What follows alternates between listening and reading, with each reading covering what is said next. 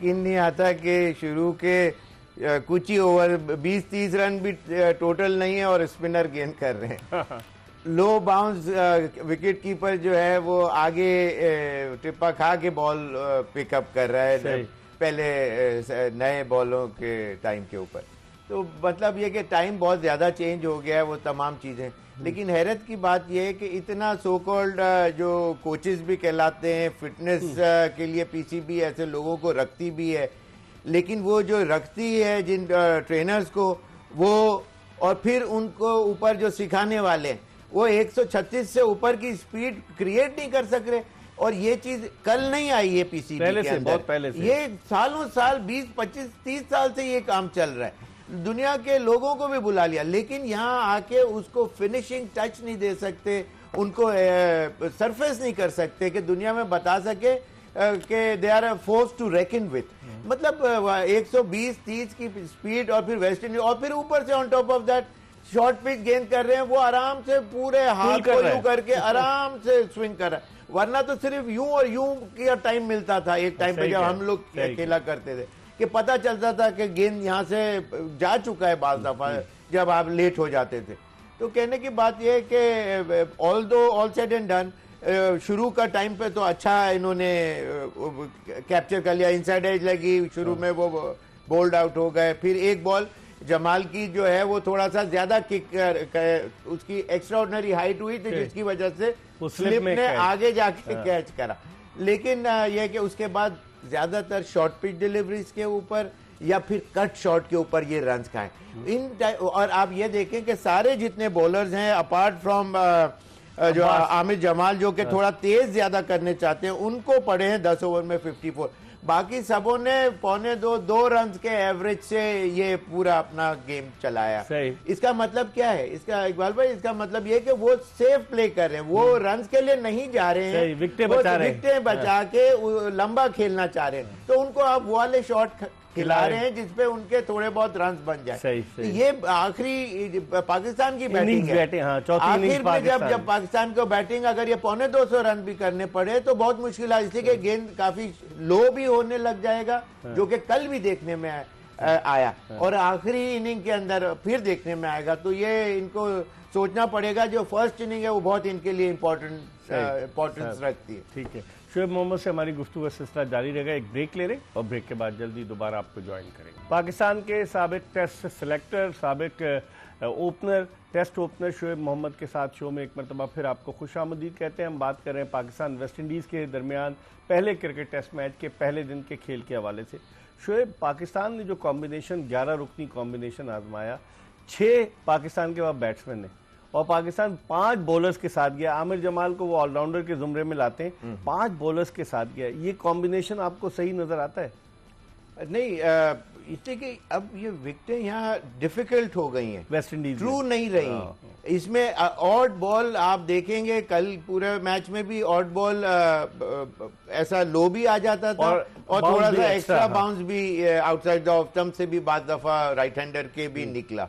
तो ये definitely look wise अच्छा है, नेकेड आई से नजर आ रहा है कि जी बड़ा अच्छा परफेक्ट बैटिंग विकेट होगा, लेकिन ऐसा होगा नहीं। ये आप देखेंगे कि जैसे ये मैच चलने शुरू होगा आगे, अब मुश्किलात आएगी और बैट्समैनों को जो आपका पॉइंट है वो वैलिड है कि हमारे प्लेयर ऑल्दो के उनकी टीम से नोन है, ज्यादा सेंचुरी करके बैठे हैं, ज्यादा रन हैं उनके पास, लेकिन ये कि ये एक फॉरेन सॉइल में पाकिस्तान की वनरेबिलिटी का जो एस्पेक्ट है वो हमेशा हाई नजर आया है कि कोलैप्स, शॉर्ट टोटल को भी चेज करना, इसमें फंस जाते हैं कि उसके अंदर आर्ट ऑफ बैटिंग के अंदर इनको पता नहीं सिर्फ मारना सिखाया जाता है, लंबा क्रीज के ऊपर ऑक्यूपाई किस तरह करते हैं वो नहीं सिखाते। उसकी वजह से ये हर्डल्स पाकिस्तान को टाइम एंड अगेन फेस करनी पड़ती। लेकिन आप समझते हैं उनका डिसीजन, हालांकि हम समझ रहे थे बारिश हुई है, पिच में मॉइस्चर है, टॉस जीतकर वेस्ट इंडीज पाकिस्तान को खिलाएगा, लेकिन उनका डिसीजन ये कि चौथी इनिंग्स पाकिस्तान खेले और उन्होंने टॉस जीतकर पहले खुद बैटिंग कर ली। बिल्कुल स्ट्रेट अवे सोचे बगैर ये करना ही था, इसी के पाकिस्तान की वनरेबिलिटी जैसे मैंने पहले भी कहा दुनिया के सामने आ चुकी हुई है, आज का वो नहीं है। तो इनिंग्स को कैरी करना जो एक चीज है। होती है, आर्ट होता है, वो इन बैट्समैनों में ज्यादातर नजर नहीं आया। अपने स्ट्रोक प्ले खेलते रहते हैं। कल आप देखें वो उन्होंने बड़ा फाइट करके या सिंगल डबल इधर उधर ग्लांस कर दिया, या टांग पे जो अक्सर बीच में लाते थे तो उनको वो नच करके वो या तो ज्यादा रन मिल जाए। उनके ओपनर को देखें, जो शिव नारायण चंद्र पॉल का बेटा है, त्यागी नारायण चंद्र पॉल, वो उसका बेटा है। 10,000 रन शिव नारायण चंद्र पॉल ने किए। आपने कल देखा कि किस तरीके से वो बड़ा ही कॉशियस था, शुरू के ओवर में तो रन ही नहीं बना पा रहा था। जी हाँ, बिल्कुल। तो ये उनको ये पता है कि एक दफा अब हम फर्स्ट बैटिंग कर रहे हैं, ये बेस्ट पिच की कंडीशन हमें मिल रही है, तो make the most of it, जितने रन बना लो। इसमें फ्लैशी शॉट्स और इस किस्म के जो उनको कट मिला वो उन्होंने मारा, जो शॉर्ट पिच मिली उस पे मारा, और बाकी वरना सिंगल डबल के ऊपर वरना छोड़ के खेल रहे थे। इसका मतलब they came up with a plan वाली बात है।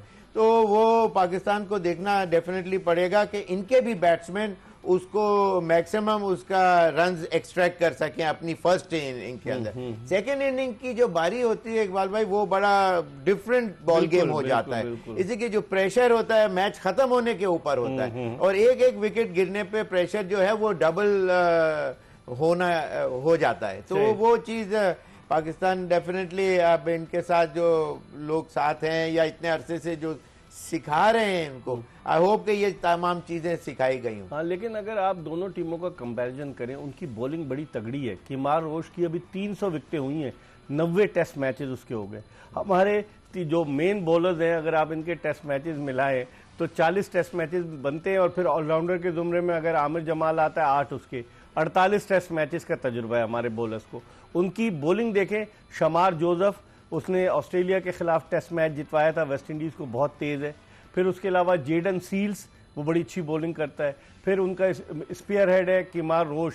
तो उनकी बॉलिंग बहुत तगड़ी है शोएब, अगर आप देखें फास्ट बॉलर। फास्ट बॉलिंग भी अच्छी है, और अभी जो सॉरी मैं थोड़ा सा बैटिंग में, अभी ग्रीव्स ने आके वो ठक्का लगा के सिंगल डबल, और वो लंबी इनिंग खेलने वाला प्लेयर है। फिर चेस जिन्होंने बांग्लादेश के अगेंस्ट 96 टेस्ट मैच में किए, वो अभी उस तरह के बैट्समैन बाकी हैं। तो ये तो अपनी जगह उनकी स्ट्रेंथ उन्होंने शो की, और जो उनके पास एक कॉम्पैक्ट बंच ऑफ बैट्समैन है, ये वर्ल्ड रिनाउंड बैट्समैन नहीं है। अभी नहीं है कि जी क्लास है, विव रिचर्ड्स आए और उन्होंने यूं मारा, हेन्स और ग्रीनिच की जोड़ी, और वो उस तरह से किसी प्लेयर के टैग नहीं लगा हुआ है शोल्डर्स के ऊपर।